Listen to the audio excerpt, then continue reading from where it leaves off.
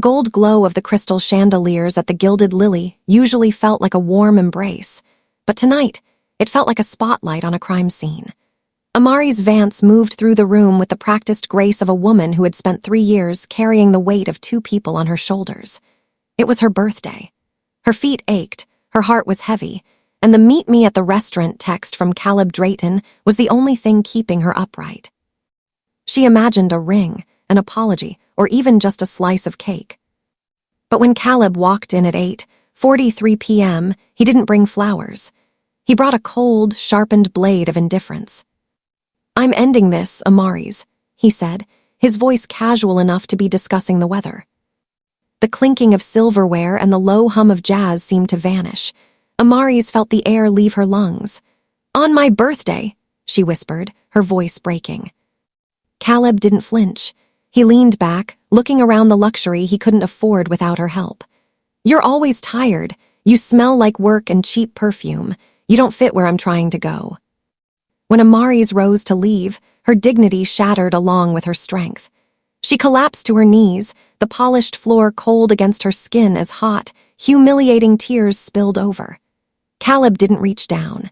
He pointed a finger at her, mocking her vulnerability for the entire restaurant to see. He didn't notice the man at the corner table, Joon Park, a man whose silence was more dangerous than Caleb's loudest shout. Joon didn't see a disgraceful woman. He saw a diamond being stepped on by a pebble.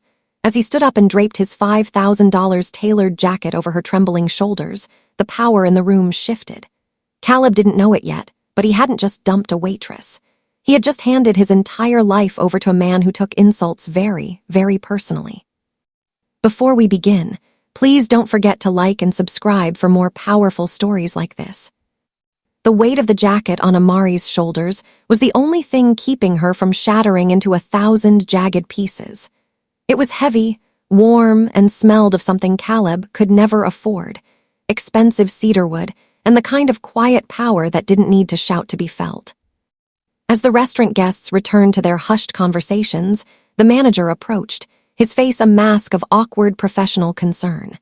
But one look from Joon Park, a look that was as sharp and cold as a winter blade, made the man stutter to a halt.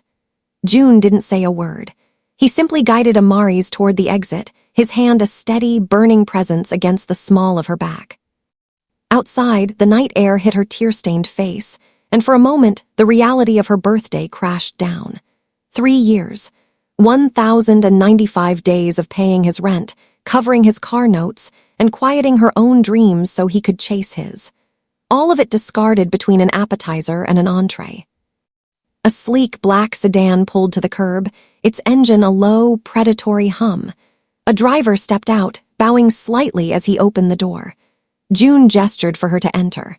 Amaris hesitated, her fingers clutching the lapels of his coat. I have to get my things," she whispered, her voice sounding thin and foreign. "It's being handled," Joon said. His voice was like velvet over gravel. "Where do you live, Amaris?" The drive was silent. Amaris stared out the window at the blurred city lights, feeling the adrenaline of the humiliation fade into a bone-deep exhaustion. When the car finally pulled up to her building, a crumbling brick walk-up with a flickering street lamp and a front door that didn't quite lock, the contrast was agonizing. Joon's world was polished marble, hers was stained linoleum. He didn't wait for his driver. Joon stepped out and followed her up the 3 flights of stairs. Amaris felt a flush of shame crawl up her neck. She didn't want him to see this. She didn't want the man who looked like a king to see the kingdom she'd built for a peasant like Caleb. Inside, the apartment felt smaller than usual. The air was stale, smelling of the takeout Caleb had ordered last night on her credit card. On the small kitchen table sat a stack of envelopes. Amaris tried to sweep them into a drawer, but Joon's hand reached out, stopping her. He picked up a bright red notice, final demand past due. Then another, notice of repossession. "He told me he was handling these," Amaris whispered, her eyes filling again. "I gave him the money every month. I worked the double shift so he could network. I thought we were building a future." Joon walked through the tiny space, his eyes taking in the details Caleb had ignored. The single bed, the worn shoes, the lack of anything that belonged to Amaris that wasn't functional or cheap. He stopped at a framed photo of Caleb on the mantel, arrogant even in a snapshot. Joon turned back to her, his expression unreadable, yet his gaze stayed locked on hers. He didn't just take your money, Amaris. He took your light and used it to warm himself. He tossed the red envelope back onto the table. The man who left you tonight thinks he is moving up. He doesn't realize he just walked off a cliff. Amaris looked at the bills, then at the man standing in her kitchen like a dark god. Why are you doing this? You don't even know me. I know what it's like to be underestimated, Joon said softly. And I know that the most dangerous person in the world is a woman who has finally realized she has nothing left to lose. Joon's fingers brushed the edge of a final notice for a car Caleb drove, but Amaris paid for. He didn't look angry. He looked focused, like a grandmaster contemplating a chessboard where his opponent had already lost, but didn't know it yet. He pulled a slim, obsidian-colored phone from his pocket, his thumbs scrolling through a proprietary database with terrifying speed. Caleb Drayton, Joon murmured, the name sounding like a curse in his refined accent. He works as a junior analyst at Draycott and Associates, yes. Amaris blinked, wiping a stray tear with the silk sleeve of Joon's jacket. Yes, he's been there for 6 months. He said it was his big break. I paid for the suits he wears to those meetings. A ghost of a smirk touched Joon's lips, though his eyes remained cold. Draycott is a subsidiary of the Park Global Group. My group, Amaris. He is currently celebrating his upward mobility on a floor I own, sitting in a chair I paid for, using a computer connected to my servers. The silence that followed was heavy. Amaris looked at her scarred wooden table, then at the man who held her ex-boyfriend's entire career in the palm of his hand. The power dynamic of her life had shifted so violently she felt dizzy. I don't believe in charity, Joon said, stepping closer until the scent of cedarwood enveloped her again. And I don't believe in waste. You have spent 3 years managing the finances, the schedule, and the ego of a man who offered you nothing in return. You are efficient. You are resilient. And tonight I saw that you are incredibly loyal, even when it hurts. He reached into his inner pocket and produced a crisp, heavy business card. It wasn't white. It was matte black with gold embossed lettering. I am in need of a personal assistant, someone who knows how to navigate chaos without flinching, someone who can manage my schedule with the same precision you used to balance those trays under pressure. Amaris stared at the card.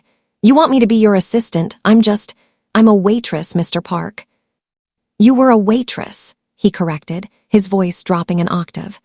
As of 5 minutes ago, you are a woman with a choice. You can stay here in this apartment filled with his ghost and his debts, waiting for a man who isn't coming back, or you can come to work for me. I will settle these, he gestured to the red envelopes, and in return you will give me your absolute focus. He paused, his gaze locking onto hers with an intensity that made her breath hitch. And there is one more thing. If you take this position, you will be the one who signs the paperwork for the upcoming layoffs at Draycott and Associates. You will be the one who decides whose name is on the list. Amaris felt a cold shiver of realization. This wasn't just a job. It was a weapon. The flaw she had always carried, her need to fix things, to help, to support, was being sharpened into a blade. Why me? She whispered.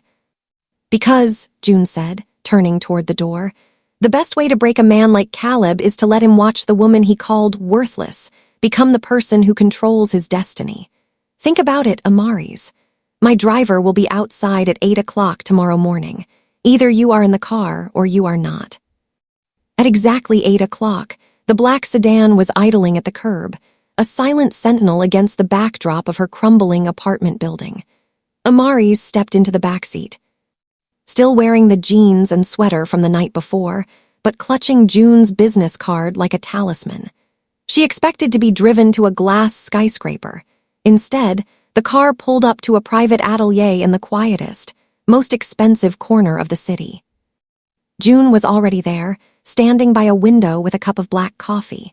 He didn't offer a celebratory greeting. He simply looked her over with that same analytical, unreadable gaze. A person's wardrobe is their first line of defense, he said, signaling to a woman in a sharp gray suit who approached with a measuring tape. "You have been playing a part that was too small for you, Amaris. Today, we changed the costume." The transformation wasn't a cinematic montage of glitter and laughter. It was a clinical, exhausting exercise in reclaiming her power. There were no bright colors or trendy patterns. Joon selected a palette of charcoal, midnight navy, and ivory, colors that didn't ask for attention but demanded respect. As the tailor pinned a double-breasted blazer to her frame, Amaris caught her reflection. The soft, expressive eyes that had been drowned in tears just 12 hours ago were beginning to steady. The high cheekbones she usually hid behind a customer service smile now looked like marble. "Stand straight," Joon commanded from the lounge chair. "You spent 3 years shrinking so Caleb could feel tall. In this office, you occupy every inch of the space you are given." By noon, the waitress in the stained uniform was gone. In her place stood a woman in a perfectly tailored wool suit, her deep brown skin glowing against the crisp white of a silk blouse. Her hair was pulled back into a sleek, professional knot, exposing a jawline that had hardened overnight. But the clothes were only half the armor. When they finally reached the top floor of the Park Global Group, Joon didn't hand her a tray. He handed her a tablet encrypted with data that made her head swim. "This is the business side of my world," he explained, walking her through the corridors where men in suits lowered their heads as he passed. "Logistics, acquisitions, debt management. You will handle my high-priority correspondence and my internal vetting." He stopped at a heavy oak desk situated right outside his double doors. On the screen was a spreadsheet of the subsidiary company, Draycott and Associates. "You will learn how to read these balance sheets, Amaris. You will see exactly how much money is being wasted on junior analysts who spend more time networking at bars than producing results." Amaris felt a surge of cold adrenaline as she saw Caleb's name on a performance review. It was mediocre, barely passing. She realized then that Caleb wasn't a rising star. He was a fraud who had used her belief in him to fake a personality. "I don't know if I can do this," she whispered, looking at the complex flowcharts. Joon leaned down, his face inches from hers. "You managed a household on a waitress's tips while keeping a grown man fed and clothed. This," he tapped the screen, "this is just math. You've already done the hard part. Now you just have to decide if you're ready to be the one holding the pen." Amaris looked at her hands, no longer shaking, no longer holding a tray of wine. She sat down at the desk. "I'm ready." The bass from the obsidian lounge vibrated through the floorboards, a rhythmic, expensive heartbeat that usually made Caleb Drayton feel like he had finally arrived. He leaned against the velvet-backed booth, a glass of top-shelf bourbon in his hand that he couldn't actually afford.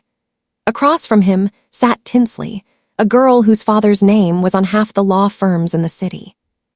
Caleb was performing, his voice raised just enough to be heard over the house music as he spun a tale of his high-level analyst role at Draycott. "It's all about the exit strategy," Caleb said, flashing the grin he'd practiced in the mirror. "Most people don't have the stomach for the big leagues. They get weighed down by distractions." He thought of Amaris for a split second, the smell of cheap kitchen grease and the sight of her sobbing on the floor, and felt a surge of smug relief. He was free. He was ascending. Then the atmosphere in the club shifted. It wasn't the music, it was the gravity. The heavy steel doors at the VIP entrance swung open, and the air seemed to chill. 2 men in charcoal suits stepped in first, their eyes scanning the room with a clinical, predatory stillness that silenced the nearby tables. Caleb straightened his spine, preparing to see a celebrity or a tech mogul. Instead, he saw a ghost. Amaris Vance walked into the lounge, but she didn't look like the woman he had discarded 48 hours ago. She was draped in a floor-length silk coat of deep midnight blue that shimmered like oil on water. Her walk was no longer the hurried scuttle of a waitress dodging swinging kitchen doors. It was slow, deliberate, and devastatingly calm. Her hair was a crown of intricate braids, and her skin, highlighted by the club's amber LEDs, looked like polished bronze. Caleb's glass halted halfway to his lips. "Amaris," he whispered, the name catching in his throat. She didn't hear him, or if she did, she didn't care. She was flanked by Joon's lead security, her attention focused on a digital tablet one of the men held out for her. She looked like she owned the air she breathed. "Who is that?" Tinsley asked, her voice tinged with genuine envy. "She's stunning. Is she one of the Park heirs?" Caleb's face drained of color. "No, that's just my ex." He stood up, fueled by a mixture of shock and a desperate need to reclaim his dominance. He stepped out of the booth, smoothing his jacket, the one Amaris had paid for, and moved toward the VIP path. "Amaris, hey," he called out, his voice cracking slightly. The security detail shifted instantly, a wall of muscle stepping between him and the woman in blue. Amaris didn't stop. She didn't even flinch. She continued her conversation with the man beside her, her profile sharp and regal as she walked right past Caleb. He was less than 3 feet away. He could smell the sandalwood and cedarwood, the scent of Joon Park clinging to her. He reached out a hand, but the lead guard caught his wrist in a grip that felt like a vice. "Stay back, sir," the guard said, his voice a low, vibrating warning. Amaris turned her head slightly then, her gaze sweeping over the crowd. For a heartbeat, her eyes met Caleb's. He waited for the flash of hurt, the tears, the longing he was used to seeing. But there was nothing. Her eyes were as cold and empty as an abandoned cathedral. She looked at him the way a queen looks at a speck of dust on her sleeve, with mild, passing annoyance before turning away. She stepped into the private elevator, the doors closing on his stunned, gaping expression. Caleb stood in the middle of the floor, suddenly looking very small, very cheap, and completely invisible. The office at Draycott and Associates felt smaller than it had a week ago, the air conditioned to a sterile, biting chill. Caleb sat at his desk, adjusting his tie in the reflection of his computer monitor, waiting for the email that would confirm his promotion to senior analyst. He had already told Tinsley he was moving up. He had already scouted the luxury apartment he planned to lease once his new salary hit. The notification pinged. Caleb clicked it, his chest swelling with unearned pride, only for the air to vanish from his lungs. Promotion status, rescinded. Reason, performance inconsistency and misuse of corporate resources. He stared at the screen, the words blurring. Before he could process the blow, his desk phone rang. It was HR. They weren't calling to discuss the promotion. They were calling about his expense reports, the dinners he'd charged to the company while claiming he was client-facing, meals he had actually shared with Tinsley while Amaris was working double shifts to cover his rent. "There must be a mistake," Caleb stammered, his voice thin and high. "I've been a top performer." "The audit came from the parent company, Mr. Drayton," the voice on the other end said, cold and mechanical. "Park Global Group is reviewing all junior overhead. You have 48 hours to justify these charges, or your contract will be terminated." Caleb stumbled out of the office an hour early, his head spinning. He needed to clear his mind. He needed to drive. He walked into the parking garage, reaching for the keys to the silver sedan he'd always called his car, despite the fact that Amaris had been the one to sign the lease and transfer the monthly payments from her tips. The space was empty. A small, oily patch of rainbow-colored fluid was the only thing left where his status symbol used to sit. Caleb blinked, looking at the numbered spot. 402. This was his spot. He checked his phone, seeing a string of missed calls from a number he didn't recognize. He dialed it back. His hand shaking. "Recovery Services," a gruff voice answered. "Regarding the 2024 sedan. The primary account holder, Ms. Amaris Vance, revoked the payment authorization and reported the vehicle as no longer in the possession of the authorized driver. We picked it up 20 minutes ago." "You can't do that," Caleb shouted, his voice echoing off the concrete walls of the garage. "I need that car. She doesn't have the power to do that." "She's the only one on the title, buddy. Take it up with her." The line went dead. Caleb stood in the middle of the cavernous garage, his expensive shoes scuffing against the oil-stained cement. For 3 years, he had treated Amaris like a battery, something he could drain to power his own life. He had convinced himself that she was lucky to have him, that her cheap existence was a drag on his inevitable greatness. Now the battery was gone, and the lights were going out. He reached for his phone to call her, to scream at her, to demand she fix this. But as he looked at her contact name, he remembered the look in her eyes at the lounge. The cold, regal indifference. From the shadows of the garage's upper level, a black sedan with tinted windows sat idling. Behind the glass, Amaris watched him. She didn't smile. She didn't cheer. She simply watched the man who had called her heavy crumble under the weight of his own shadow. Beside her, Joon Park adjusted his cufflink, his silence a silent approval. The squeeze had only just begun. The rain began as a cold, mocking drizzle, clinging to the windows of the cramped studio Caleb had scrambled to find after his credit cards, once buoyed by Amari's steady deposits, began to blink red with insufficient funds. The luxury apartment lease had fallen through. Tinsley hadn't returned his texts in 3 days. The silence of the room was deafening, broken only by the hum of a refrigerator that smelled of nothing but old takeout and desperation. Caleb sat on the edge of a stained mattress, his head in his hands. The arrogance that had fueled him at the restaurant had evaporated, leaving behind a hollow, frantic shell. He reached for his phone, his thumb hovering over Amari's name. For 3 years, she had been his safety net, the quiet force that smoothed over every mistake and funded every delusion. He just needed to talk to her. He just needed to remind her of them. "Hey, Amaris, I've been thinking about what happened. I was stressed. I didn't mean those things. I'm in a really tight spot with the car and the apartment. Can we talk? I really need your help just one last time, for old time's sake." He hit send, his heart hammering against his ribs. He watched the screen, waiting for the delivered notification, waiting for the typing bubbles that usually appeared within seconds of him snapping his fingers. Nothing. He waited 10 minutes, then 20. The gray light of the afternoon faded into a bruised purple evening. He typed another message, his tone shifting from remorse to pathetic pleading. "Amaris, please, I'm serious. I don't even have enough for rent this month. I know I messed up on your birthday, but you know me. You know I'm going through a lot.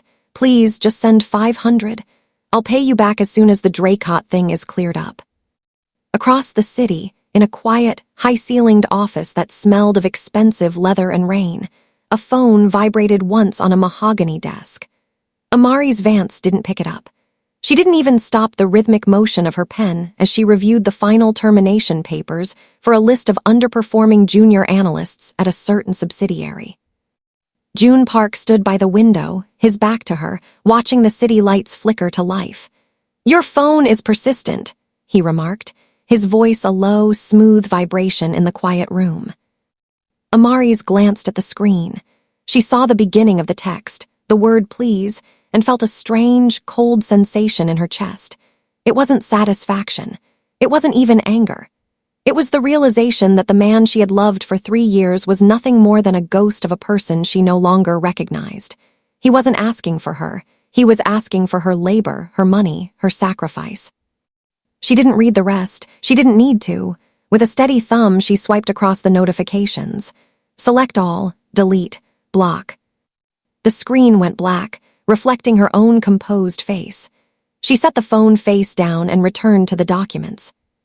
"It was just noise," she said quietly. Joon turned slightly, his dark eyes catching the light. A small, approving tilt of his head was the only response. The anchor had finally cut the rope, and Caleb Drayton was drifting into a storm he had spent years building for himself. In the dark studio across town, Caleb stared at his phone as the message not delivered alert appeared in a mocking shade of red.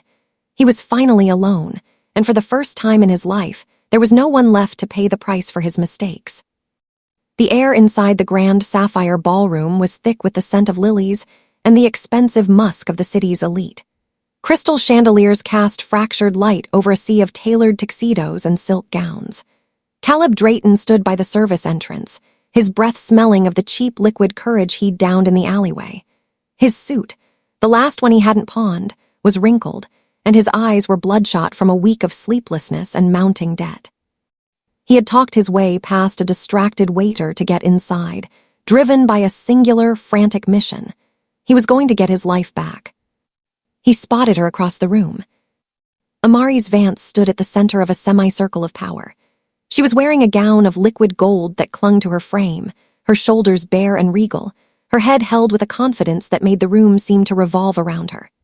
Beside her, Joon Park stood like a shadow of obsidian, his hand resting lightly on the small of her back in a gesture that was both protective and possessive. They were laughing, a low, genuine sound that Amaris had never shared with Caleb. The sight of it snapped the last thread of Caleb's sanity. He didn't see a woman he had wronged. He saw the source of his money, his car, and his status, and he wanted it back. "Amaris," he bellowed, his voice cutting through the delicate string quartet like a jagged blade. The conversation in the room died instantly.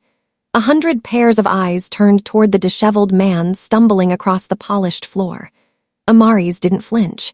She didn't even turn around until he was 20 feet away, her expression shifting from warmth to a cold, clinical curiosity. "Look at you," Caleb sneered, his finger trembling as he pointed at her. "Living the high life on my dime, you think you're special because you're standing next to him. You're a thief, Amaris. She stole from me." A collective gasp rippled through the ballroom. Joon Park didn't move, but the temperature in the room seemed to drop 10 degrees. His dark eyes locked onto Caleb's, his expression as unreadable as a storm at sea. "You took my car," Caleb shouted, his voice cracking with desperation. "You cut off my accounts. You sabotaged my job at Draycott. Everything I worked for, you ripped away the second I walked out that door.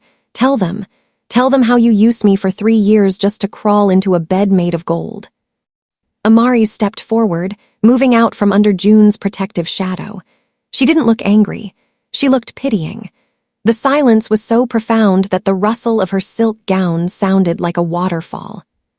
"I didn't steal anything from you, Caleb," she said, her voice steady and resonant. "I stopped donating to a charity that didn't appreciate the sacrifice. You didn't work for that life. I did. I paid the rent. I signed the lease. I covered the bills you conveniently forgot while you were networking with other people's money." "You owe me." Caleb lunged forward, his face contorted in a mask of ugly entitlement. "You're nothing without the things I gave you." Before he could take another step, 2 shadows materialized from the periphery. Joon's security didn't tackle him. They simply stepped into his path, their presence an immovable wall of bone and muscle. Joon Park finally spoke, his voice low and vibrating with a lethal calm. "You are mistaken, Mr. Drayton. She didn't steal your life. She was your life. And now that she has moved on, you are discovering exactly how little you are worth without her." Joon leaned in closer, his gaze pinning Caleb to the spot. "You entered my house to insult my associate. That was your final mistake." Amaris turned her back on him, picking up a glass of champagne from a passing tray as if Caleb were nothing more than a spilled drink. "Get him out of here," she said softly. "He's making the floor dirty." As the security guards dragged a screaming, struggling Caleb toward the exit, the music resumed, and the elite turned back to their champagne. Amaris caught her reflection in the gilded mirror. She wasn't a waitress anymore, and she certainly wasn't a victim. She was the one holding the cards. The cold floor of the holding room was a stark contrast to the velvet luxury of the ballroom Caleb had just been dragged from. He sat on a metal chair, his hands trembling as he smoothed his wrinkled jacket, trying to summon a shred of the arrogance that had always been his shield. The door opened with a clinical click, and Joon Park stepped in. He wasn't accompanied by guards this time. He didn't need them. The sheer weight of his presence was enough to pin Caleb to the seat. Joon didn't sit. He stood over Caleb, placing a thin manila folder on the table. "You have a very expensive habit, Mr. Drayton," Joon said, his voice a low, terrifying hum. "You like to live a life you haven't earned." "I don't know what you're talking about," Caleb spat, though his voice cracked. "Amaris gave me that money. It was a gift. You can't sue someone for a gift." Joon opened the folder.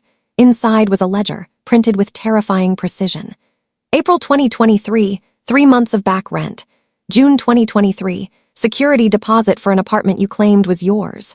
October 2024, a silver sedan lease, paid entirely from a savings account labeled Amaris Nursing School Fund. Joon flipped a page, his dark eyes never leaving Caleb's. Totaling 3 years of gifts, the sum comes to exactly $142,000. That includes the interest on the credit cards she maxed out to keep your utilities from being disconnected. Caleb laughed, a jagged, desperate sound. So what? She's going to take me to small claims court. Good luck. Amaris isn't taking you anywhere, Joon said softly. He pulled a second document from the folder, a formal notice on heavy, cream-colored parchment. At the top was a gold-embossed seal for Vanguard Holdings and Recovery. I bought your debt, Caleb, every cent of it. Along with the predatory payday loans you took out last week to impress that girl Tinsley. Caleb's heart skipped a beat. Vanguard? I've never heard of them. Most people haven't, Joon replied, leaning down until his shadow completely engulfed Caleb. Vanguard is the private collection arm of my organization. We don't use lawyers and we don't report to credit bureaus. We deal in tangible assets. Caleb felt a cold sweat break out across his brow. The realization hit him like a physical blow. This wasn't a corporate dispute. He hadn't just angered a wealthy businessman. He had indebted himself to the Korean underworld. The business Joon ran wasn't just skyscrapers and spreadsheets. It was the kind of power that made people disappear. You have 24 hours to begin repayment, Joon said, his voice devoid of emotion. Since you have no car, no job, and no credit, I suggest you find a way to become useful. Otherwise, my collectors will find a way to make you liquidated. He slid a pen across the table. Sign the acknowledgement, or don't. It won't change the outcome. Caleb looked at the pen, then at the man who had turned his disgraceful waitress into a queen and his own, promising life into a death sentence. With a shaking hand, he signed. Joon picked up the folder and turned to the door. Happy birthday, Caleb. Amaris wanted me to tell you that the debt is finally being settled. In full. The service entrance of the Grand Sapphire slammed shut with a heavy, metallic finality, the sound echoing through the narrow alleyway like a gavel. Caleb Drayton stumbled backward, his dress shoes slipping on the wet pavement as the freezing rain instantly soaked through his thin, wrinkled shirt. He looked up at the towering glass and steel of the hotel, a world that had chewed him up and spat him out into the gutters. He had no car, no phone service, and a debt to a man who didn't accept apologies, only payment. He was standing exactly where he had left Amaris on her birthday, in the dark, in the rain, and utterly alone. A sleek black limousine purred to a stop at the end of the alley. The back window glided down, revealing the warm, amber glow of the interior. Amaris sat there, framed by the luxury that Caleb had spent his life chasing. She looked radiant, her gold gown shimmering under the car's interior lights, her face calm and devoid of the pain that had once defined her. Caleb scrambled toward the car, his hands slapping against the cold, wet glass. Amaris, please, he croaked, his voice raw. You can't do this, you loved me, tell him to stop the debt. I'll do anything, I'll go back to how it was. Amaris looked at him, but it wasn't the look of a woman who was angry. It was the look of a woman who was finally finished. She saw the man who had called her heavy, the man who had mocked her work and her scent, now begging for the very scraps of her mercy he had once trampled on. The debt isn't mine anymore, Caleb, she said, her voice clear and melodic over the sound of the downpour.